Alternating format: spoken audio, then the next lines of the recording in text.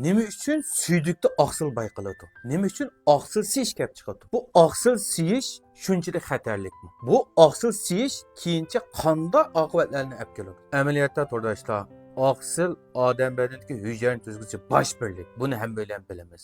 Shunga oqsil odam badanida ko'p miqdorda ketgan chog'da odam badanidagi immun kuchi tallab ketadi, putli qattiq ishib ketadi, aqliy quvvati tallab ketadi, badanda qon mag'dud etadigan narsa qolmaydi. Demak, oqsil odam badanidagi nihoyat muhim bo'lgan bir modda. Anda bo'lsa bu oqsil nima bo'lib silib ketib qoldi degan chog'da, mushu böğrek suydik ajritish, suydik suzish jarayonida ko'zi to'lishib qilib oqsilni suydik chaqva deb tan chiqaryapti. Anda bo'lsa böğrekning ko'zi nimishga to'lishib qoldi. Oqsil nima uchun silib ketdi? Bu dal birinchidan böğrekdagi kasalliklarning sababidir. Bularmi böğrek kichik charchi yallig'ining sababidan oqsil siyish kelib chiqadi. Uningdan bilan qanit kasallik, ya'ni o'sha diabet kasallik bilan og'rigan tuqqanlarda, yuqori qon bosim kasallik bilan og'rigan tuqqanlarda mushu böğrekning ichki besimi eshib ketib, ichki besimida yallig'lanish paydo qilib, shuning bilan oqsilni suydik orqali qo'yitishni keltirib chiqarib qo'ydi. Uningdan bilan har xil zararli dorilarni yoki bo'lmasa antibiotik turdagi dorilarni ko'p iste'mol qilish sababidan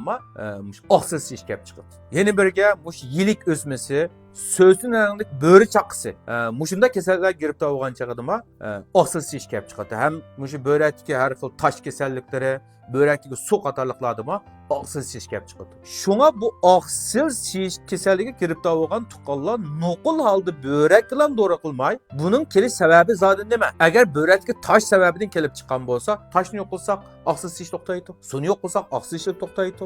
Diabet, yuqori qon bosimi kasalligidan kelib chiqqan bo'lsa, biz mushu kasallikning dori orqali kontrol qilgan bo'lsak, yuqori qon bosim diabet kasallik, oqsil siyish to'xtaydi. Shunga nuqul holda biz oqsil siyish kasalligiga ziyodan kamtirab ketmay, qo'qab ketmay, mushu oqsilninki siyishning sababining nima ekanligini ayirib chiqqandan keyin mushu kasallik qarta dori iste'mol qilsanglar, bu kasalliklardan tamoman qutulg'ili bo'ladi.